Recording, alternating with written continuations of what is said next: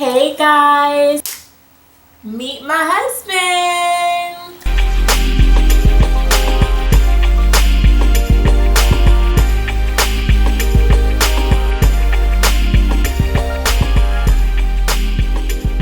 This is Jarell Greer. So my name is now Alicia Renee Greer. It is.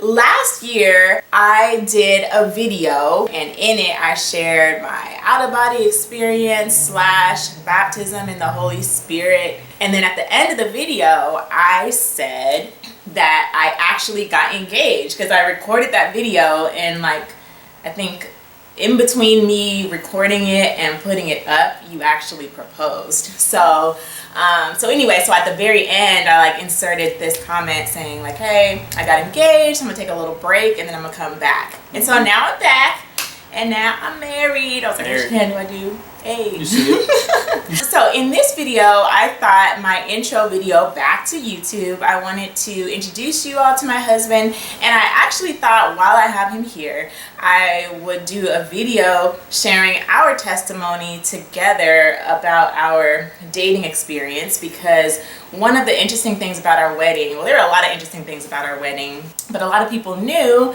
that we actually were both virgins and that our wedding kiss was our first time kissing each other. So we thought we would share a little bit about that. So if you kind of want to hear our testimony, kind of hear us talk about that, stay tuned for this video.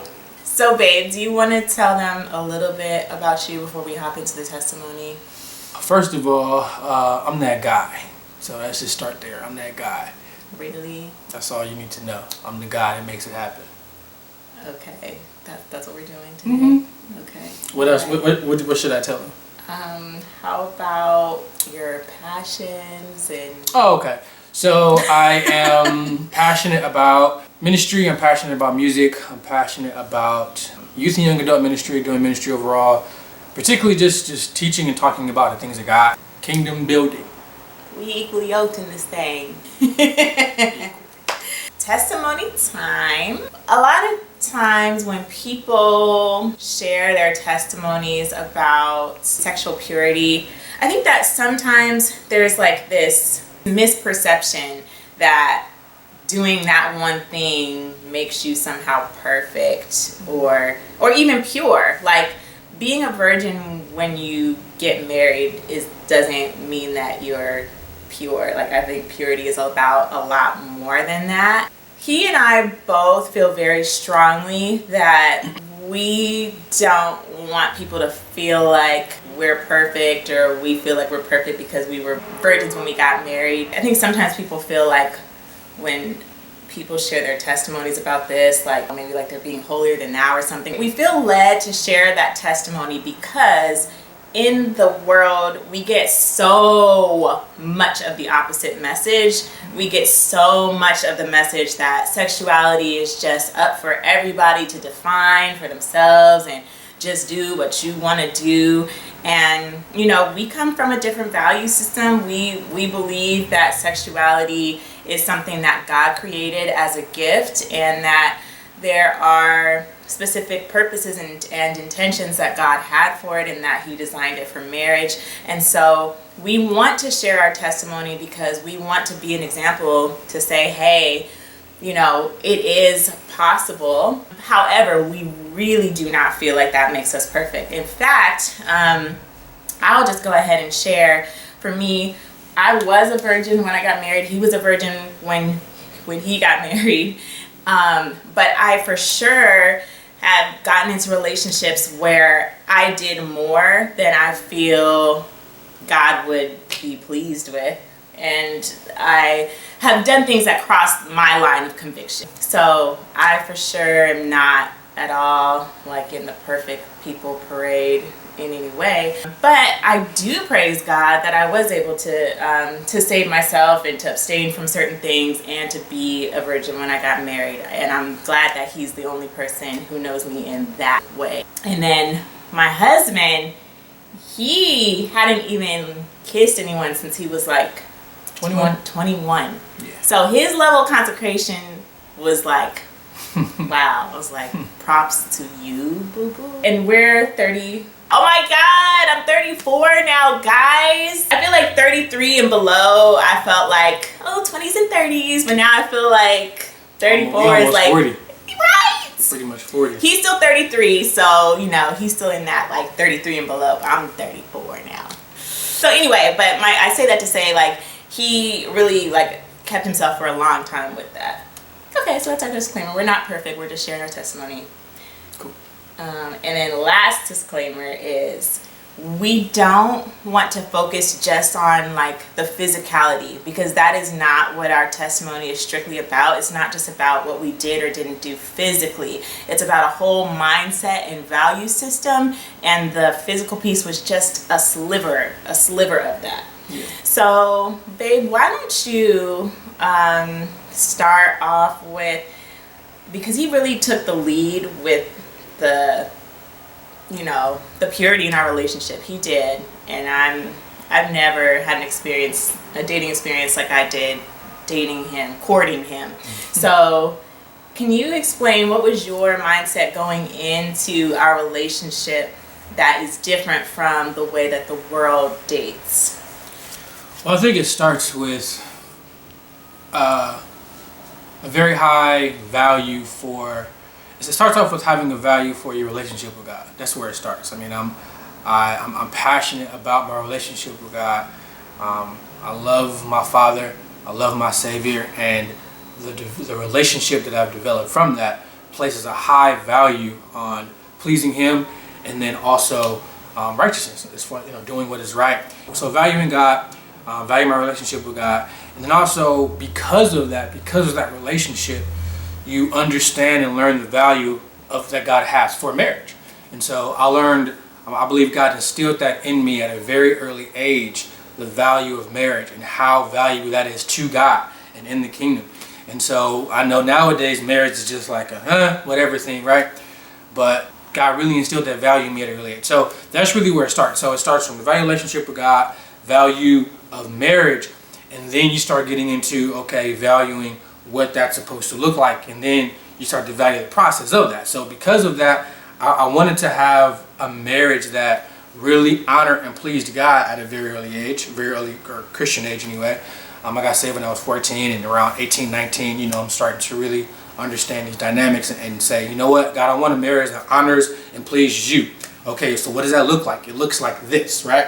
So because God said it looks like this, I put my absolute heart and soul into preparing myself so that I can be the right kind of husband, and then also preparing myself to go through the process right when I found the right person, and then from there you go to preparing yourself to find the right person. So all of those things, how can I do that in a way that completely honors God, that pleases God?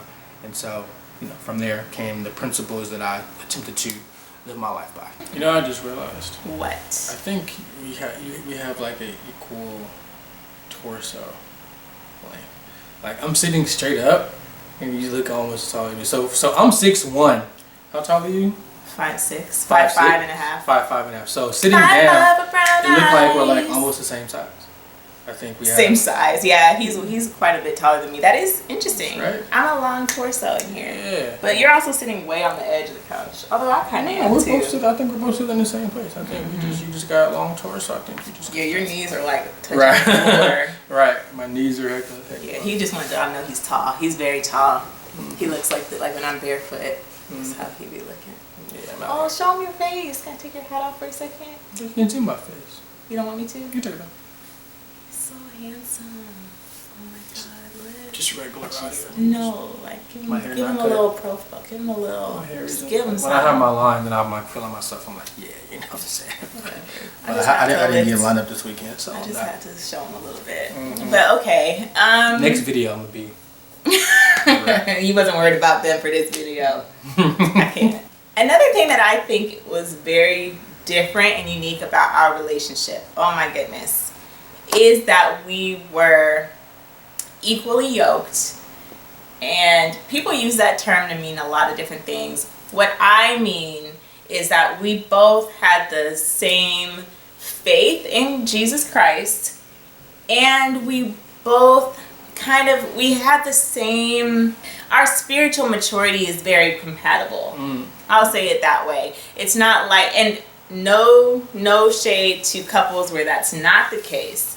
But I will say, since this is my testimony, this relationship was so much smoother because of that. It just was. Like, I'm one of those people naturally who I'm very like compassionate, like, and I try to make things work. So there have been times where I dated people who, like, maybe they were like just starting out in their faith, and I was like, come on, you can do it. You know, I'm trying to, like, I see you're a strong man of God, I can see it in there, but you know. But yeah, so I tend to, like, lean towards being compassionate, but it's hard. Oh my gosh, it's a lot harder to do difficult things like keeping physical and emotional intimacy at bay. That's difficult for an adult to do, you know, because we're not, I always say this, like, I think it's different in cultures where people get married like a lot closer to puberty. But think about, like, when the average American gets married, it's way, like, usually a decade plus past puberty. So that's a lot of time. So it's just hard. I think it's just hard for adults to be celibate. Not impossible, but it's hard. So it's hard to do something that hard with a person who they're not even quite sold on doing that. You know, like, they're doing it for you. Just don't do that, because it just makes your life so much more difficult. And I think that is why we were so successful in keeping physical intimacy out of our relationship, because we both had the same desire, and it wasn't one of us pulling. Well, I mean, I pulled a little bit. I like to be like, oh, and you have to, like, get off me, you know. It's just a lot easier to be successful if you both have the same conviction. And I will say, there are a lot of people, and I really hope I don't sound, like, disparaging when I say this, because there are a lot of people who will try, and they really will, like, they admire it and they look up to it. It's the difference is, if it weren't for you, they wouldn't be doing it. It's like their relationship with Christ isn't enough for them to make that commitment on their own. So it's like, because they admire it, they'll, like, go along with it for you. Those relationships, I don't know. I think it takes an incredible amount of resolve to stay. And I don't know anybody who's been in a relationship like that who didn't compromise. That's just being completely honest. Yeah, I would say it's very challenging. I've seen it work in reverse. I've seen it work where the man was strong, and but the lady was kind of like, I don't know. But when it's the man is the one that's more driving the sexual bus, if you will, like, if he's the one kind of wanting it, like, it rarely is the woman is strong enough to keep her and him strong enough to last for a long time. So unfortunately, I hate to say that, but my experience about when the man, whether the woman is or isn't strong in the area, when the man is strong in that area is when I've seen it work. The few times that I have, it's been, and even times when it's like, because and to my wife's point, not just because we don't want to be discouraging to those, because there are a lot of people who, just because I have a heart for God and I was able to stay strong, there are other people who have equally as strong a heart, but, you know, they had weaker moments, and there's been moments when I could have easily failed, so it doesn't mean me better than anyone else. So there are other people who've, like, maybe they slipped maybe once before they got married, but, like, they held out for a long time, or maybe they did it once in the middle and that's it, you know what I mean? I still count that as another form of success, but even in that, people who've, like, kept it limited, very limited, it's usually when the man is strong in that way. But when it's the other way around, it's very tough. Yeah. Very tough. I'll just say, you know, because my husband had so much integrity, I was in a guilt-free relationship. Honestly, I can really say that. I can't say that about all of my relationships, even the good ones, even the good relationships that I was in. I can't say that it was 100% guilt-free in that area all the time, but ours was guilt-free all the time. It really was. I was like, wow, there wasn't no, like, coming to church and, like, oh, Forgive us for that The walk of last day. shame. We did a little too much, you know. And I was amazed. But I can say, you know, having I do think there's something to that. And my husband's not trying to be disparaging towards women, but it's just, there is something about the man being strong spiritually. I believe God designed that. And so it did make it made a big difference. It did. Mm-hmm. I'm grateful for you, babe. Lipstick. We're almost towards the end. I also want to say to those watching who have already had sex, please don't feel like you're excluded from what we're saying. I really want you to take this to heart, because I have, you know, several friends who they dated the world's way first, but now they're really living for the Lord, and so now they're living out a lifestyle of celibacy. So the advice is exactly the same. Don't feel like because you already had sex that none of this applies to you. No, it just means that now that you're deciding to live for the Lord and you want to bring dating into that, into, you know, your how you're surrendering your life to the Lord, now just focus on marriage being that sacred thing and look for someone who's like-minded. It's the same. So it's just, a lot of times people will kind of discount themselves if their testimony doesn't match ours, and I don't want you to think that, because it's just not true at all. So I'm gonna wrap this video up. Do you want to see a highlight of our wedding? We can probably post a link in the video. Yeah. Mm-hmm. We were not traditional. We just said, what do we want to do? And we decided we wanted to invite everybody. So we didn't even mail out invitations. We just posted on Facebook and announced it at our churches, like, this is when it is. And we didn't have like a full reception, just, you know, because usually like when you have a bunch of people come to your wedding, I might cut this out, I don't know if they care, but when you have a bunch of people come to your wedding, you have to like pay for their food, and if you didn't know how many people were going to come, like, we had to find a way around that. So what we just did was we just got a big cake, and everybody had cake. So it was like everybody got to come, everybody and their mama, whoever wanted to come got to come, and then we all went to the back and had cake and cider, and it was so cute. It was like, I love that we did it that way, because everybody got to experience it, and we actually shared our testimonies on video screen in the ceremony in between like the people coming out. So we just really made it like unique to us, and we had, you know, our little swag. It was like kind of jazzy, cute, romantic, but it was just, I loved our wedding. But I'm gonna go watch the highlight video after this. He loves it. He's such a like, he's like a sentimental person. Like, he watches it more than I do. Like, I love it though. So if you want to see our highlight video, please click here, or maybe I'm not that technologically savvy, and maybe it's in the box below. Be sure to subscribe to my YouTube channel if you want to see more spiritually inspirational content. Jarell and I recorded 2 more videos that I'll be uploading soon with more practical advice about godly dating, so be sure to subscribe if you don't want to miss those. You can also visit our website, legacy1.com, or follow us on social media at the links below. God bless you guys, and we're out. Video just ended. He's already back to being unbothered.